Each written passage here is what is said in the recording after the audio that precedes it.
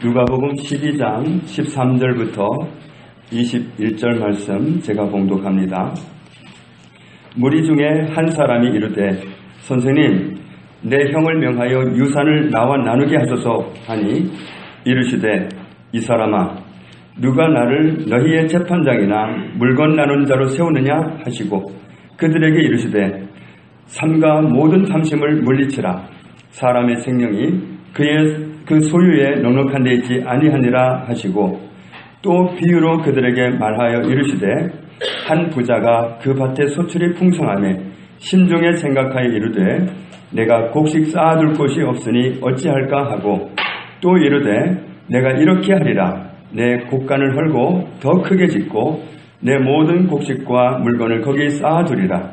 또 내가 내 영혼에게 이르되 영혼아, 여러 해 쓸 물건을 많이 쌓아두었으니 평안히 쉬고 먹고 마시고 즐거워하자 하리라 하되 하나님은 이르시되 어리석은 자여, 오늘 밤에 내 영혼을 도로 찾으리니 그러면 내 준비한 것이 누구의 것이 되겠느냐 하셨으니 자기를 위하여 재물을 쌓아두고 하나님께 대하여 부여하지 못한 자가 이와 같으니라. 아멘.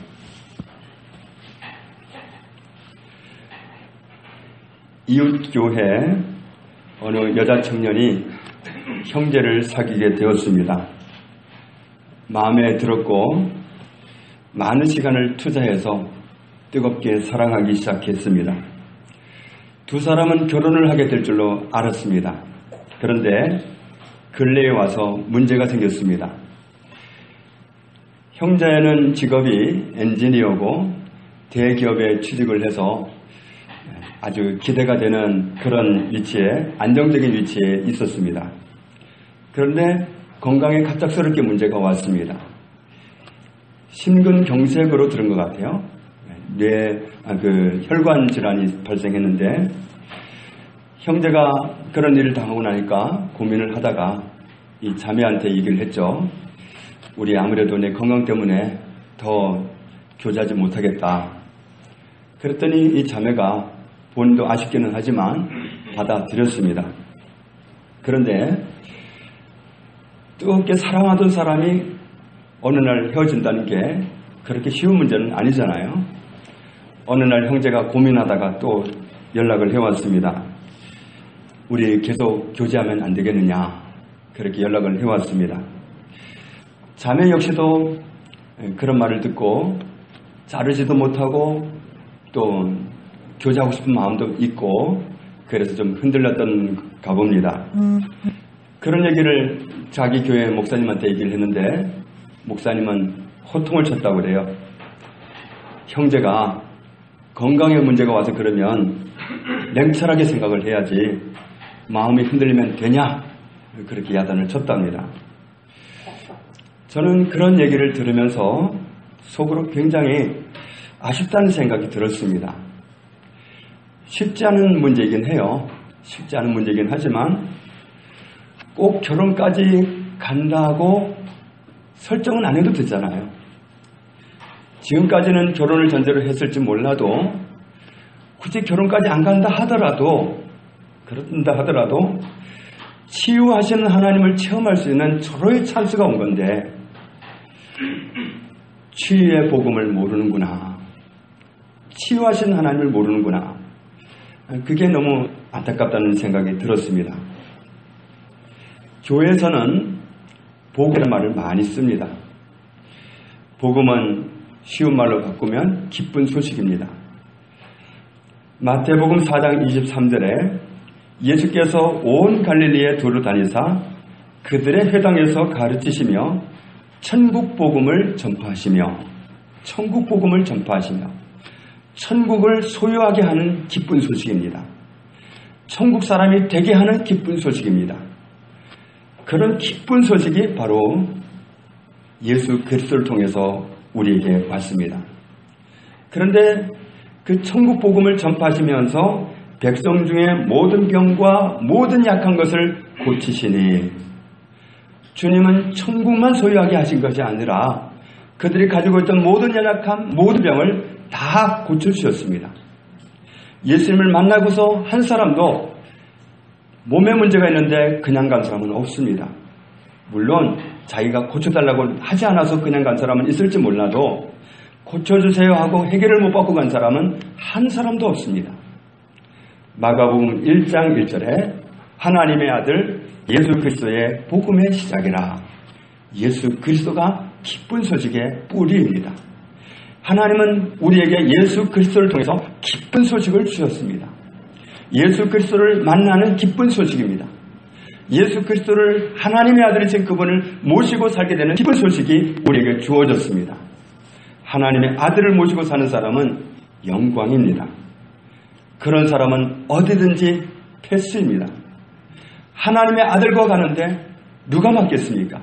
어떤 어둠의 영이 맡겠습니까? 무슨 질병이 막아서겠습니까? 어떤 문제가 발목을 잡고 있을 수 있겠습니까? 예수 그리스도 그분을 모시고 살아가는 사람이라면 우리가 어떤 환경을 만난다 할지라도 그를 형통케 하시고 길을 뚫어주시는 하나님의 기쁜 소식을 우리에게 허락하신 겁니다. 천국을 소유하는 기쁜 소식, 나를 구원하러 오신 하나님의 아들을 만나고 그분을 모시고 살아가는 이 소식은 정말 기쁜 소식이 아닐 수 없습니다. 죄와 사망, 지옥에서 구원받는 기쁜 소식입니다. 뿐만 아니라 모든 병과 모든 연약함에서 벗어나게 되는 기쁜 소식입니다. 하나님의 아들 예수 그리스도를 만나는 것은 구원입니다. 구원하러 오셨습니다. 구주입니다. 예수님은 구원입니다. 모든 문제에서 구원입니다. 질병이 됐든 연약함이 됐든 모든 면에서 예수님은 함께 계시면 구원입니다. 우리가 어려움 당하는 것을 보고 그냥 두시지 않습니다. 예수님은 구원이기 때문에 그렇습니다. 자주 말씀드리지만 죽어서 천국에 가는 그 정도의 복음은 반쪽 복음입니다. 이 땅에서 사는 건 다 포기하고 어렵든지 힘들든지 버겁든지 다 포기하고 그냥 버겁게 살다가 죽으면 천국 간다. 이게 복음이 아닙니다. 그 복음은 반쪽 복음입니다. 우리의 삶 전체에 개입하시고 우리의 삶 전반을 구원하시는 구원이 하나님의 구원입니다. 대부분의 사람들의 구원을 반쪽만 알고 있습니다. 동전으로 말하면 한쪽만, 영혼 구원하는 거기만 알고 있어요. 하나님이 우리의 육신도 구원하신다는 사실을 대부분은 모르고 있어요. 그래서 병이 발생하면 얼른 생각하기를 병원 가야 되겠다. 병원 번뜩 생각나는데 치료하러 오신 주님, 병에서 연약하면서 구원하시는 주님을 생각하지 못해. 그건 반쪽짜리 복음입니다. 하나님은 영혼만 구원하시는 것이 아니라 육신도 구원하셨습니다. 하나님은 전인적인 구원을 우리에게 허락하셨습니다. 우리가 반쪽 복음만 가지고 정말 고생하고 산다면 이건 속는 겁니다. 물론 죽어서는 천국을 가겠지만 너무너무 기쁘고 너무너무 감사하겠지만 세상에 사는 동안에도 얼마든지 누릴 수 있었던 것들을 포기하고 살아왔기 때문에 손해보고 살아왔기 때문에 그때 우리는 정말 그때 너무 몰랐구나. 그때 깨달았으면 좀 더 좋았겠구나 하는 사실을 뒤늦게 알게 될 겁니다. 복음의 양면을 보면은 이사야 53장 5절에 그가 찔림은 우리의 허물 때문이요 그가 상함은 우리의 죄악 때문이라. 그가 징계를 받음으로 우리가 평화를 누리고 그가 채찍에 맞음으로 우리는 나음을 받았도다. 우리의 영혼이 죄에서 해방되는 그 영혼의 구원과 그가 채찍에 맞음으로 우리가 나음을 입었다는 육신의 구원까지 다 포함되어 있습니다. 영혼만 구원이 아니라 육신까지 다 구원하셨습니다.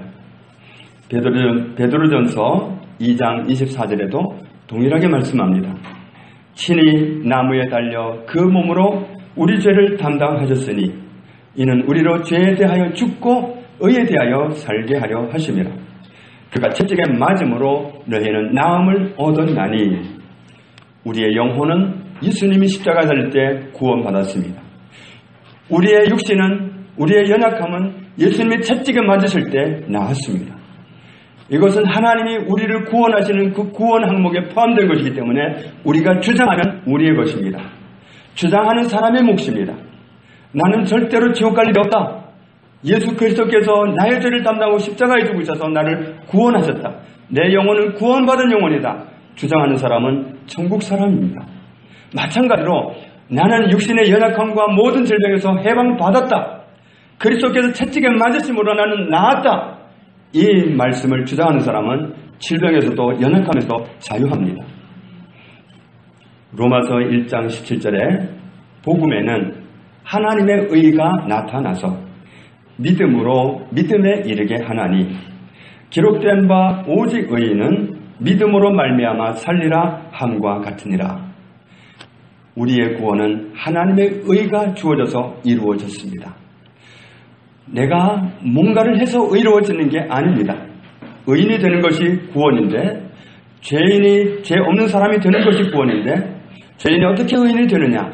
내가 뭔가를 해서 착한 일을 해서 착하게 살아서 그래서 의인이 되는 것이 아니라 하나님이 나를 의롭게 만드셨습니다. 어떻게 의롭게 만드셨느냐 하면 예수님이 나의 죄를 담당하고 십자가에 대신 형벌을 받고 죽으셨습니다. 그 사건을 통해서 하나님은 나의 죄를 나에게 묻지 아니하십니다. 그들의 죄를 그들에게 돌리지 아니하시고 하나님은 우리의 모든 죄를 아들을 통해서 이미 해결받으셨기 때문에 우리에게서 우리 죄를 찾지 아니하십니다. 하나님은 우리를 예수 그리스도를 통해서 의롭게 만드셨습니다. 이 사실을 믿음으로 믿음에 이르게 되고 의인은 믿음으로 사는 겁니다. 하나님이 나를 구원하셨다고 예수님이 십자가에 못 박혀 죽으신 그 사건을 통해서 내 영혼이 구원받았다고 하는 그 복음과 그분이 채찍에 맞을 때 내가 연약함과 육신의 질병에서 해방받았다고 말씀하시는 이 양면의 구원을 우리가 다 붙들고 살아야 될 줄로 믿습니다. 저와 여러분은 이 양면 복음을, 두 가지 복음을 다 주장하고 누리는 삶을 살게 되기를 주님의 이름으로 축복합니다. 오늘 본문 누가복음 12장에 형으로부터 자기 몫의 유산을 받지 못한 사람이 자신의 억울한 형편에서 자기를 건져달라고 예수님께 부탁을 합니다. 15절 말씀 같이 읽겠습니다. 그들에게 이르시되 삶과 모든 탐심을 물리치라. 사람의 생명이 그 소유에 넉넉한 데 있지 아니하니라 하시고, 이 말씀을 원어로 보면은 모든 탐심으로부터 자신을 지키라 그렇게 나왔습니다. 모든 탐심으로부터 자신을 보호하라, 자신을 보존하라, 자신을 경계하라. 탐심에서 자기를 지키라는 말씀입니다. 탐심은 나를 끌어가려고 합니다. 탐심은 나를 낚아채려고 합니다. 그런데 그 탐심으로부터 나를 지켜라. 거기 끌려가지 말고 내 자신을 보호해라. 이런 뜻입니다. 왜냐하면 그의 생명이 그가 가진 소유물의 넉넉함, 넘침, 풍성함에 달려있지 않기 때문이다. 소유가 많으면 오래 살 수 있고 소유가 적으면 조금밖에 못 산다. 그런 법이 없습니다. 북한의 동포들은 먹을 것조차 제대로 공급받지 못해서 굶어 죽는 사람이 너무도 많습니다. 그러면 그 반대 장면을 봅시다. 왕궁 같은 곳에 앉아서 날마다 세상에 가장 좋은 것을 원 없이 먹고 사는 김일성, 김정일 전부 너무 과하게 먹어서 좋습니다. 김정은 젊은 나이지만 그 몸을 보십시오. 정상이 아닙니다. 너무 많이 먹는다고 원대로 먹는다고 잘 사는 거 아닙니다. 부가 너무 넘쳐도 그건 자기를 죽음으로 몰아세웁니다. 예수님은 오늘 누가복음 12장 15절 말씀을 깨닫기 원하셔서 비유의 말씀을 들어서 우리에게 말씀하십니다. 어떤 부유한 사람이 농사를 지었는데 그 해에 대박이 났습니다. 기대하지 못한 엄청난 수확을 얻고 보니까 고민이 생겼습니다. 이 많은 걸 어디다 보관하지? 어떻게 하지? 고민을 하다가 좋은 안을 마련했습니다. 초대형 창고를 짓자. 그래서 세상에 그 누구도 가지지 못한 초대형 창고를 지었습니다. 그리고 거기에다가 자기가 뜻밖의 거둔 그 엄청난 수확을 거기다 다 집어넣습니다. 그리고는 얼마나 만족해 했겠습니까? 혹시 하나님이 여러분의 삶에 대박을 일으키시거든 이 부자처럼 생각하지 않기를 원합니다. 고인물은 썩는다고 합니다. 흘려보내야 합니다. 하나님이 우리에게 대박을 허락하실 때는 나 한 사람, 돈 많은 사람, 어마어마한 부자, 동양의 최고 부자, 온 세계에서 최고 부자, 내 이름 내라고 부자 되게 하는 게 아닙니다. 하나님 나에게 대박을 일으키실 때는 내 주변에 어렵고 힘들고 못 사는 사람들을 챙기라는, 하나님의 이름으로, 예수님의 이름으로 챙기라는 나눔의 기회를 주신 겁니다. 흘려보내야 합니다. 부자는 그런 결론을 내리지 못하고 초대형 창고를 짓고 거기에 모든 것을 집어넣는 결론을 내렸습니다. 그 당시로서는 상상할 수 없는 어마어마한 창고를 지었을 것 같습니다. 그가 스스로 말합니다. 19절 말씀에 보면 내 영혼아 여러 했을 물건을 많이 쌓아두었으니 평안히 쉬고 먹고 마시고 즐거워하며 살자. 그때 하나님이 말씀하십니다. 어리석은 사람아, 오늘 밤에 너의 영혼을 도로 찾을 텐데 그러면 내가 준비한 모든 것은 누구 거냐? 하나님이 물으십니다. 21절 같이 읽습니다. 자기를 위하여 재물을 쌓아두고 하나님께 대하여 부여하지 못한 자가 이와 같으니라.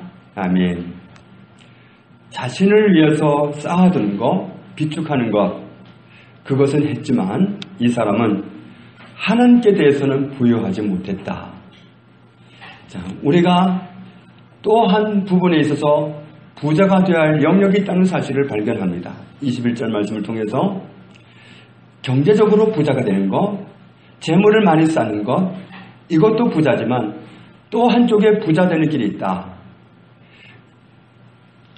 이 부자가 결론을 잘못 내려서 그만 정말 이런 말씀을 듣고 말았는데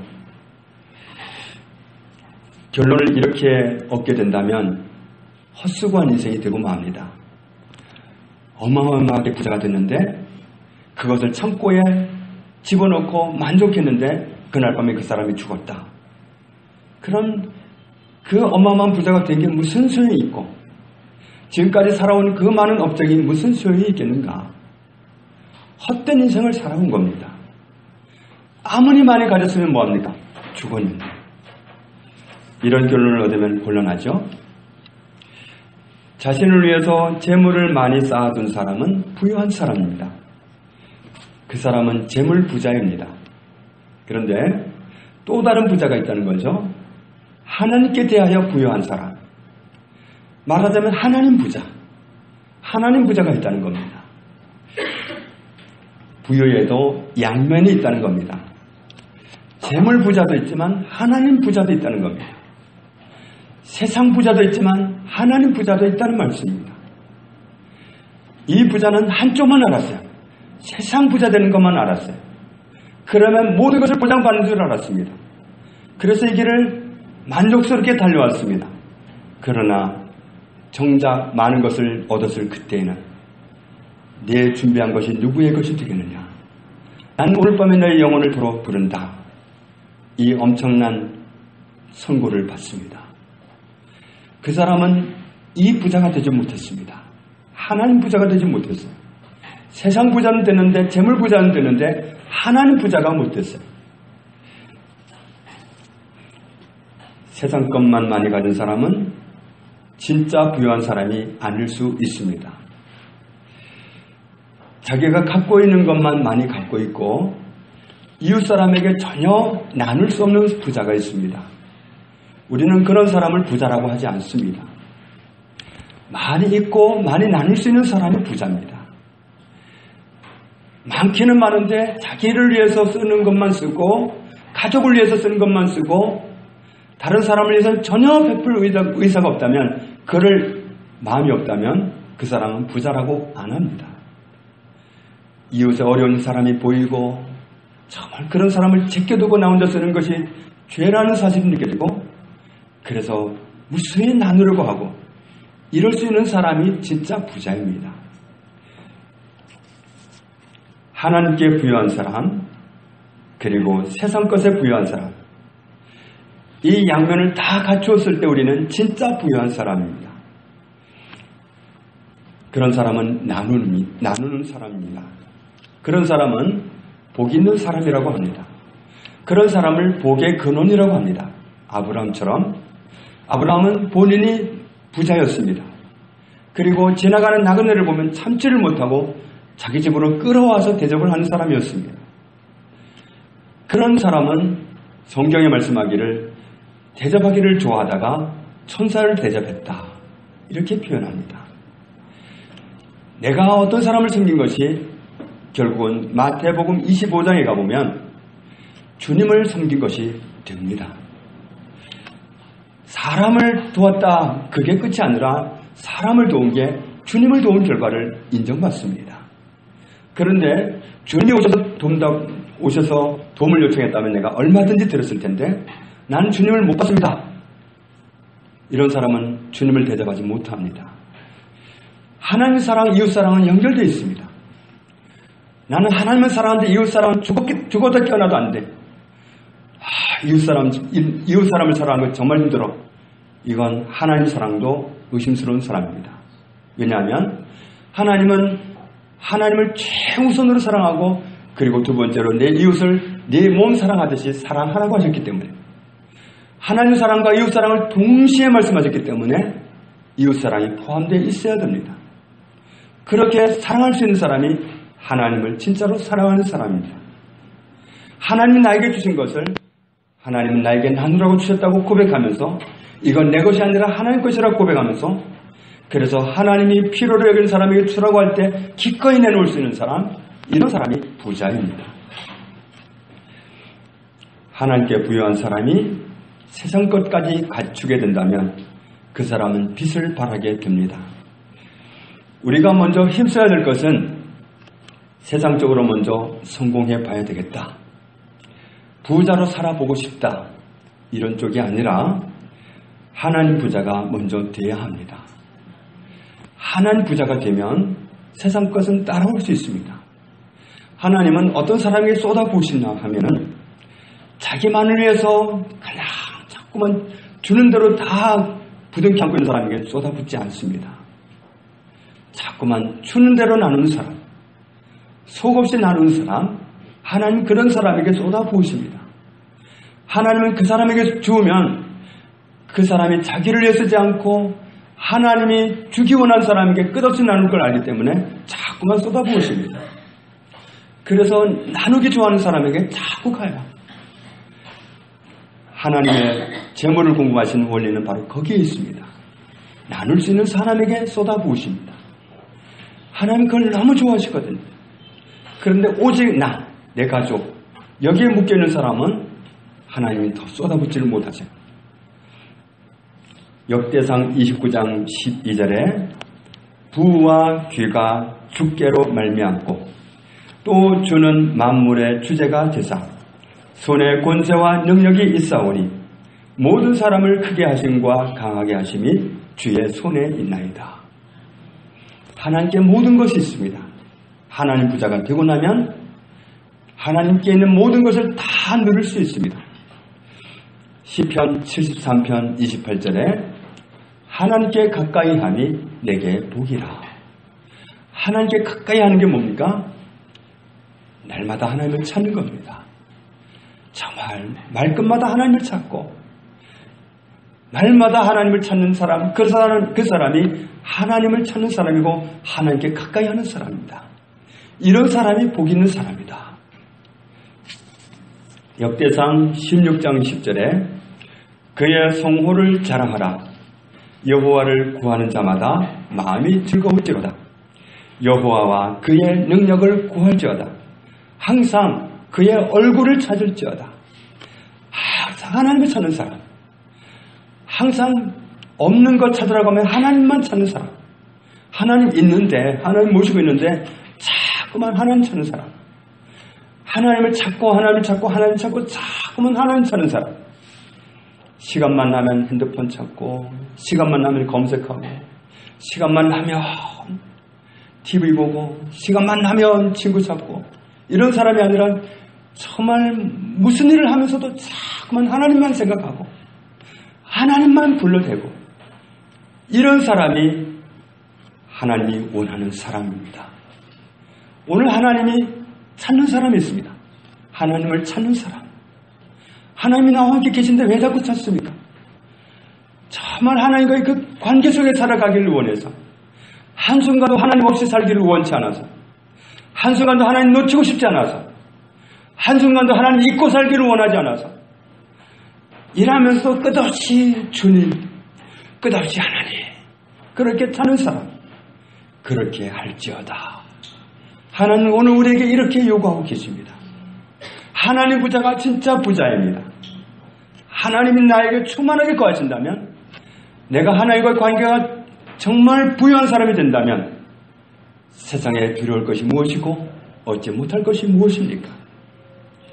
세상적으로 너무 부유한 사람, 그런 사람은 이런 고백도 하대요. 돈 세기 힘들어서 죽는 줄 알았다고. 하나님 부자가 되어야 됩니다. 하나님으로 부유한 사람은 모든 것을 다 가진 사람입니다. 예레미야 29장 12절에 너희가 내게 불을 지치며 내게 와서 기도하면 내가 너희들의 기도를 들을 것이요 너희가 온 마음으로 나를 구하면 나를 찾을 것이요 나를 만나리라. 누구를 찾으면 누구를 구하면 하나님을 찾고 하나님을 구하면 하나님을 만나리라. 하나님을 정말 내 삶 속에서 만남 가운데 살아가고 싶다면 하나님을 자나깨나 부르고 살면 됩니다. 정말 마음이 하나님께로 가는 사람, 이런 사람이 하나님을 소유하는 사람입니다. 하나님으로 부유한 사람입니다. 연애할 때 그러잖아요. 만나가지고 정말 그렇게 오랫동안 같이 있다가 헤어질 때는 헤어지기 싫고 헤어지고 나면 금세 또 보고 싶고 또 보자 그러고 또 보고 또 헤어지기가 싫고 그러잖아요. 하나님과 나와의 관계가 그만도 못하다면 어떻게 우리가 하나님으로 부유한 사람이 될 수 있고 하나님으로 부유하지 못하면 어떻게 하나님이 세상 것을 맡길 수가 있겠습니까? 하나님으로 부유한 사람에게 하나님은 모든 것을 마음 놓고 맡길 수가 있습니다. 어린아이가 큰 칼을 달라고 하면 안 줍니다. 아무리 보채도 줄 수가 없습니다. 아무리 아이가 때를 써도 못 줍니다. 어떤 위험성인지 알기 때문입니다. 나는 정말 필요한 것이 돈이라서 돈돈 할지 몰라도 내가 그것을 관리할 능력이 없을 때는 하나님이 주시기를 굉장히 어려워하십니다. 정말 그럼에도 불구하고 너무너무 때를 써서 줄 때도 있기는 해요. 그런데 혹독한 값을 치르게 되죠. 먼저 하나님으로 부유한 사람이 되면 하나님이 재물을 주실 때 어디에 쓰기를 원하시고 어떻게 관리하기를 원하시는지 거기까지 아는 사람이라면 하나님은 마음 놓고 부으실 수가 있습니다. 하나님이 지혜를 주시면 그 지혜를 어디에 쓸지 아는 그런 관계가 된다면 하나님은 지혜를 마음껏 부으실 수가 있습니다. 그런데 기껏 지혜를 주니까 핵을 만들어서 세상을 공포에서 몰아넣으려고 한다면 하나님이 거기에 지혜를 주실 리가 없습니다. 하나님은 정말 모든 것을 가진 분으로서 우리를 부여하기를 원하십니다. 하나님은 모든 것을 우리에게 주기 원하시지만 먼저 하나님 부자가 되기를 원하십니다. 하나님 부자가 되고 나서 세상 부자가 된다면 하나님 우리를 믿고 쓰실 수가 있습니다. 우리를 통해서 하나님이 마음껏 영광을 받으실 수가 있습니다. 그러나 우리가 순서가 있습니다. 너희는 먼저 그의 나라와 그의 의를 구하라 하신 것처럼 먼저 부여하되 하나님의 부여, 하나님 부자가 되기를 원해야 됩니다. 하나님을 찾고 시간만 되면 정말 우리가 하나님을 찾는 사람이 되어야 됩니다. 오늘 우리가 하나님의 사람으로서 좀 하나님 보시기에 아름다운 그런 결심을 하면 좋겠습니다. 시간만 나면 스마트폰을 찾는 게 아니라 하나님을 찾겠습니다.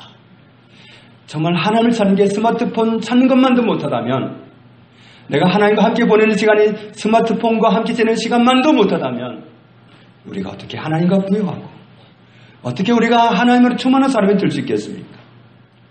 내가 TV와 가까이 지내는 시간만큼도 하나님과 가까이 하는 시간이 없다면 어떻게 하나님 우리에게 모든 것을 맡기실 수가 있겠습니까? 때를 따라 곶가내는 것을 하나님의 종들에게 적절하게 나누어줄 사람이 누구냐? 인자가 올 때 그런 사람이 있다면 복을 받으리라. 하나님이 주시는 모든 복은 우리에게 쏟아볼 준비가 되어 있습니다. 그런데 먼저 하나님 부자가 되기를 원하십니다.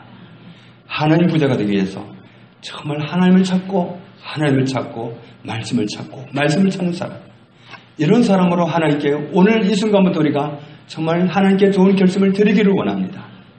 그래서 하나님으로 부여한 사람, 그래서 세상 것도 얼마든지 맡길 수 있는 사람, 그래서 나를 통해서 하나님의 이름이 드러날 수 있고 하나님의 영광을 받으실 수 있는 그런 하나님 부여한 사람, 하나님 부자가 되는 사람, 이런 축복이 저와 여러분의 것이 되기를 주님의 이름으로 축복합니다. 아버지 하나님 감사합니다. 우리가 주님이 말씀하신 대로 탐욕에 눈이 멀지 않기를 원합니다.